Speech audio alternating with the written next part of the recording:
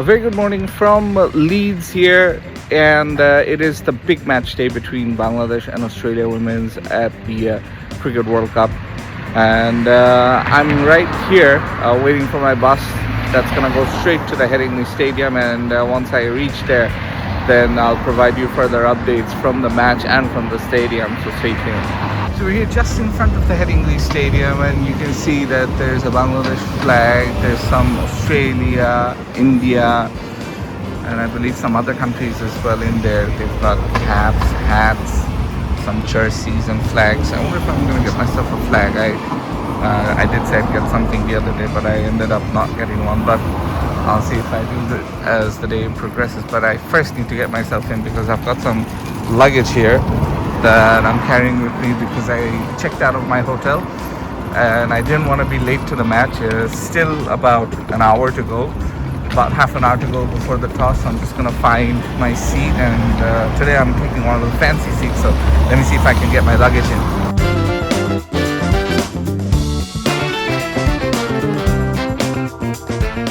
Yorkshire Cricket Museum, look at that. I want to have a look at this as well. This is the place where they have a few food stalls. Certainly stuff that might interest me. I've made it finally to the pavilion.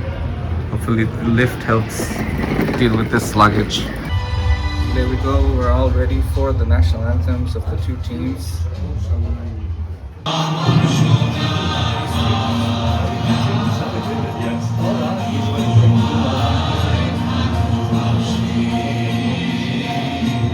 Our lineup today, and you can see I got myself one of these fancy hospitality boxes, but I'm basically seated outside. So the place you see over there, I'm actually seated over there in the balcony, but for the time being, just to keep my luggage in here. This is the stand where I'm sitting. This is basically the pavilion. The most expensive seats in the house reserved for this, and the balcony, as you can see, this is the place where I took a seat, but I can also access the place just behind this where they have the food and catering. They had the breakfast, but they'll have the lunch items soon after the first match. This is actually a pretty good seat, like in the balcony. They're not too small, they're decently sized. So I'm on seat number 51, just beside this one. Australia have won the toss. They've elected to field first on slightly gloomy conditions. It was very sunny in the morning, but there's a bit of cloud cover just above, so they're probably gonna try and take advantage of that. As far as Bangladesh are concerned, Firdaus and Dilara, they put on a 50+ partnership in the last match, and they'll probably try and do the same thing here today as well. That would be great actually if they can do that, but the power play is very important. They'll want to keep wickets intact and then see how many more runs they can get. 140, 150, that would be awesome if they can do that. This is basically the sort of stuff you'll get if you're in one of the boxes. In for a quick bite, and unfortunately that brought about 2 quick wickets for Bangladesh. 2 of the top order batters falling. The 50 maker from last match, Firdaus, she also got out. The captain, Nigar Sultana Jyoti, is in there along with Subhana Mustari, but the way they're playing across the line to the straighter deliveries, it's a real worry. It's a real matter of concern. It's not looking great for the Tigresses at the moment if they keep playing this way. It's nice to see the ground is starting to fill up a bit more. The crowd also getting in on the act, especially when Bangladesh hit a rare boundary. They want to see a competitive match, that's for sure. It's turning into a procession now for Bangladesh. 2 more batters have fallen, and it's only Nigar Sultana Jyoti who's holding one end up, but the score looks bleak, 27 for 5. You wonder if they're going to survive the 20 overs, and as I say, an outside edge, lucky runs. In fact, could have gone for a boundary had it been any other team other than Australia, but they've been so good in the field as well. It's not looking great for Bangladesh, but Australia, they haven't missed a beat. Apart from a few wides here and there, the bowling has been exceptional, and so too has the fielding.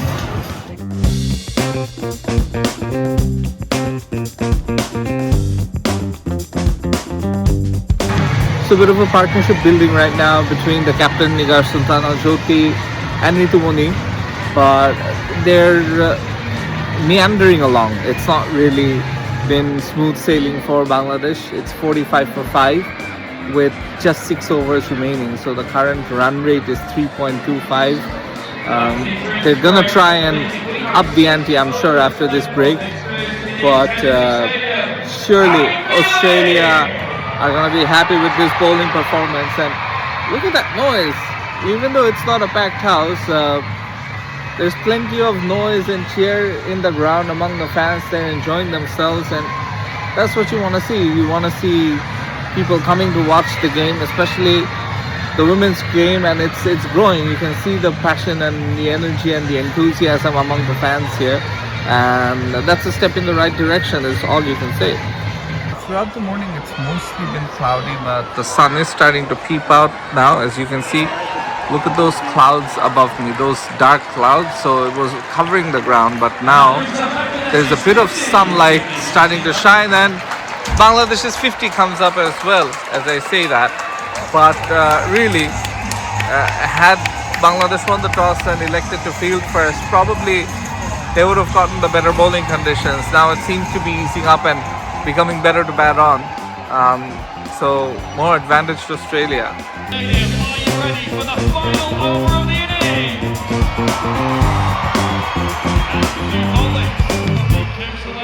The final 6 balls of the innings coming up, 73 for 7. Let's see what happens from here. Bangladesh ending on 77 for 8. You'd have to say way below par total given the circumstances. The pitch looks good to bat on, but yeah, the cloudy skies could be playing a part. Had they gotten around 120 to 140 even, the opening batters with the top order really needed to apply themselves, and that just didn't happen. In the end, it was again down to Nigar Sultana Jyoti to try and rebuild the innings, and even then they couldn't accelerate in the last few overs, so they ended up with just 77 for 8.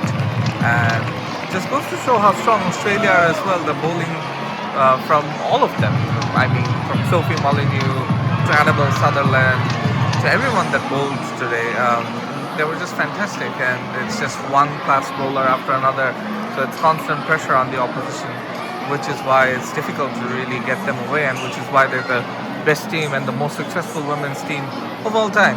And they will be the favorites of this World Cup going forward, even though New Zealand are the defending champions, but it's still Australia's cup to lose. So remember when I went to Lord's for the first day, and the tickets there were £145. This is around about the same amount that I paid for this match.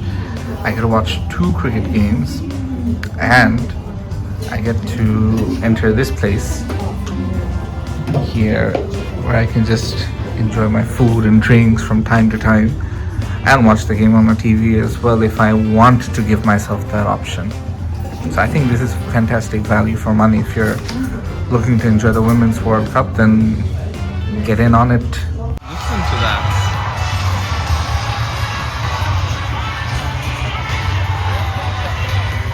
First 6 of the match just a while ago. And that too off the bat of ball.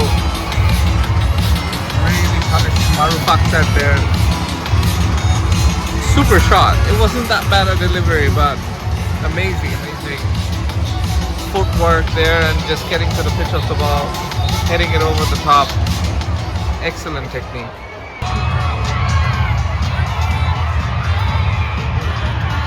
$50 up for Australia in the 7th over, 53 for 1, and Maruf Akhtar into her 4th and final over. Interesting call by the captain Nigar Sultana Jyoti to bowl all 4, and oh my goodness, was that a drop catch?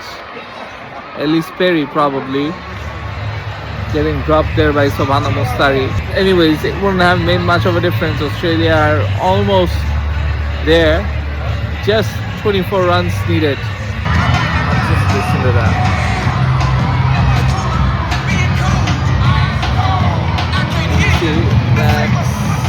Bishop right there, getting ready for perhaps the post-match presentation. Yeah, it's been good fun for the fans, especially the neutrals. Not so much fun if you're a Bangladesh supporter. Again, another run scored easily for Vol.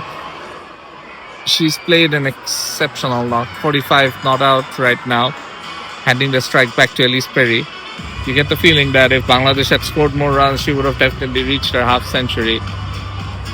That might still be on the cards if Paris takes a single and Vol hits a 6 off the last run required. Paris gets one. Is she looking for the second one? Yes, she is. That'll be it. That'll be the winning runs. Listen to that cheer. Yeah. Congratulations. That's to game over. Australia, winners by double wickets. It's a 9-wicket win for Australia. Massive, massive result for them. Will help their net run rate as well. Chasing things down inside 10 overs. Try and get some autographs and pictures. Giving the fans back some autographs, pictures, selfies.